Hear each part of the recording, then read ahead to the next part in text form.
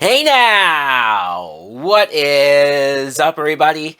My name is Mike Brown, aka Review King MB, and this is still my 31 days of horror movie reviews. And this has been an interesting experiment, I guess I can call it, where this particular 31 days, I think I've done this more so than any other time, where I've gone back and watched the original of whatever movie that I wanted to see. And then I've gone through whether it's sequels or in this case, remakes. Tons of remakes, multiple remakes of one movie. For example, Nosferatu is the latest as far as a remake or a third adaptation of the same story goes. This is the 2024 version. It's directed by Robert Eggers, and I say it's interesting, especially with this particular movie, because you would think by now I've seen a version of this same story 3 times, back to back in a row. And so you would think that I'd be a little bored of this idea or this story or the chain of events that pretty much all pan out the same, just in very different ways. But somehow, because it is different ways, because each version of this story, of these movies, each director and each movie with this director, Robert Eggers, like this feels so different somehow, some way, given the material that we're talking about. So technically, this is more of a remake of the 1922 film that I watched, but it's also based on the novel Bram Stoker's Dracula, which in terms makes it loosely based on that movie that was based on that book. So like I said, this has been done a lot. And I remember when this trailer first came out last year, and I remember seeing the trailer and thinking to myself, this looks pretty dark and pretty creepy and interesting. I kind of wanted to go see it. And then for whatever reason, things came up. I didn't make it out to the theater. But in retrospect, I'm glad that I didn't. I'm glad that I didn't just watch this movie on its own. Although I think you can. I don't think you need to have any prior knowledge or prior watches of the other movies. But I'm just personally glad that I have gone back to watch the old stuff and then jumping into this to have the context. So let's talk about the cast. We have Nicholas Hoult, who plays Thomas. And Thomas is the land clerk who gets hired to go and finalize the deal with the Count because he's buying land, of course. We've been here, done this before.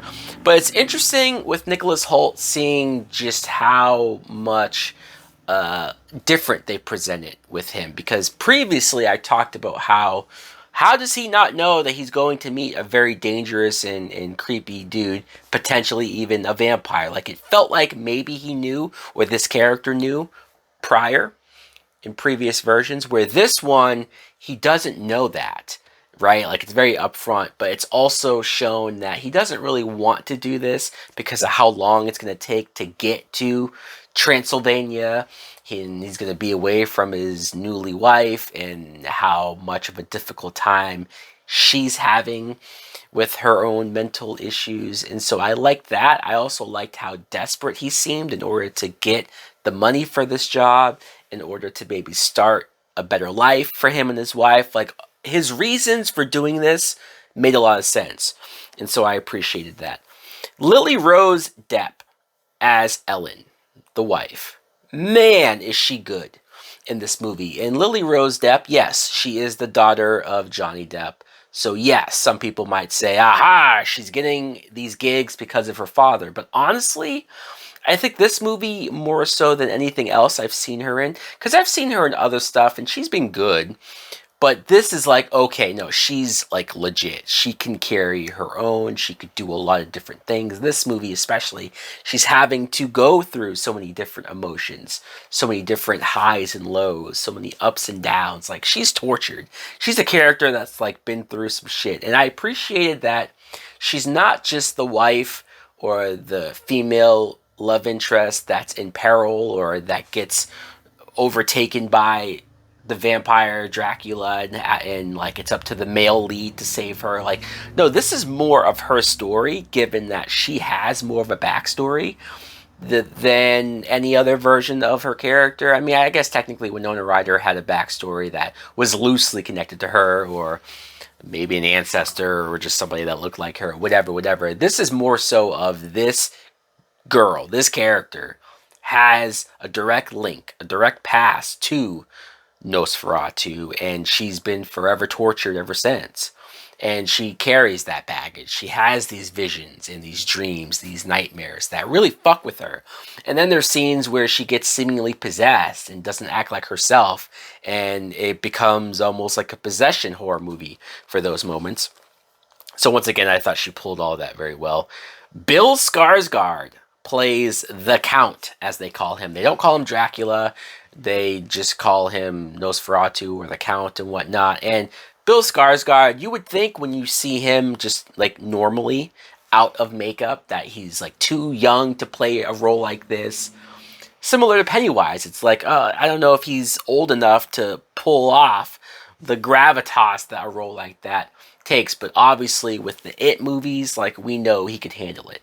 So jumping into this, between his acting, the accent, the way his voice projects this old sounding type lived in character, but the makeup and the way he looks is very creepy. It's almost a mix between that original 1922 film with the long fingers and all of that, but also they've developed his own, like, a little more human looking, so he can probably just live amongst like whoever.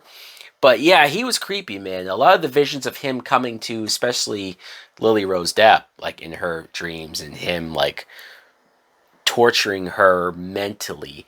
I think I appreciated her having to fight him off so hard. Like, yes, there is some romanticness or attraction that's sort of forced upon her, but you really saw how much she was fighting it this time around. And I just, if you saw my review for Bram Stoker's Dracula, you probably know how much I appreciated that being more in the forefront. Other casts, we have Aaron Taylor Johnson, who I just feel like is in 5 movies every fucking year. So good for him. He was good in the movie. And there is a fucked up scene, man, where, like, I don't want to give too much away, but it's a particular kill scene, or should I say kills scene, that really kind of fucked me up watching it. If you've seen this movie, you probably know, or know what I'm referring to. Ralph Ineson plays a doctor. He was really good. And Willem Dafoe, like, slam dunk. Willem Dafoe just showing up in anything is going to be gold. He obviously sells this and the craziness going on very well. I also appreciated how much of the plague coming to the town, which was touched upon in the other movies, and you can kind of get a sense of what they were going for. But this one, like, you see it. You see how bad it is. It's in your face. Maybe you could argue that in the other movies or the other versions of the stories, you didn't need to see it. It was self-explanatory. Me, I kind of needed to see it, and I think this movie delivered on just how fucked up it is for this guy, for this dude, to come to this town and really just infect everyone. Also, they had, obviously, that character. I mentioned before how much I didn't care for the Renfield character, right? The dude who's completely obsessed, and he's a loyalist, he's a servant to Nosferatu, he's willing to do anything for him, he's locked in the mental or insane asylum, and I just kind of thought that character was a waste of space. They have a version of that character here once again, but I actually felt like they worked him into the story that made a lot more sense compared to any other version of this. Like the way how he tied into and how it starts off, I'm like, okay, that's a little more interesting, and it actually helps establish how everything kind of got into motion. Now, last thing I want to mention, because yes, I enjoyed myself for the most part as far as the direction, the visuals. The movie's very dark. The movie's very bleak. So maybe not everybody will like it for that reason. I think the acting is good all the way around.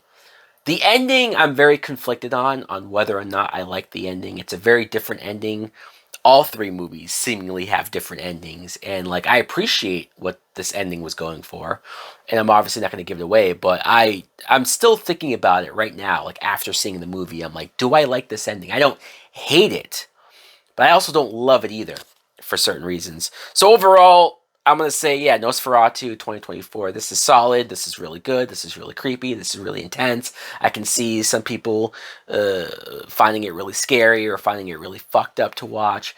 But also, I can see if people maybe don't care for it because maybe they prefer a previous version, or maybe they've read the novel, which I've never read, and maybe they don't like what is done here for whatever reason. I don't know. Doesn't bother me, obviously. So guys, I think I'm done with Nosferatu. Like, I think I've seen as many versions as I need to see. I think I'm well versed now, at least in film adaptations of this story. I've seen a lot of them, and yeah, there you go. Let me know in the comments below if you too have seen the 2024 version. Which one is your favorite out of all of them? Thanks for watching. Like, comment, subscribe. Later! Swimming in beers, I've been through it all, let me trickle a tear. In case you didn't know, I was living sarcastic. A motherfucking monster, something Jurassic. Had to wrap the whole entire bed in plastic. Smoke bitch scared switch, fucking with raptors. Killing and a drilling and I'm sipping on the 4-0. Listen by a whole entire motherfucking torso. Oh, what a rush, sniffing some more blow. Let the bitch bleed and I'm making a porno. I'ma keep it going a few times before I pass out. Wake up in the morning, realize I'm blacked out.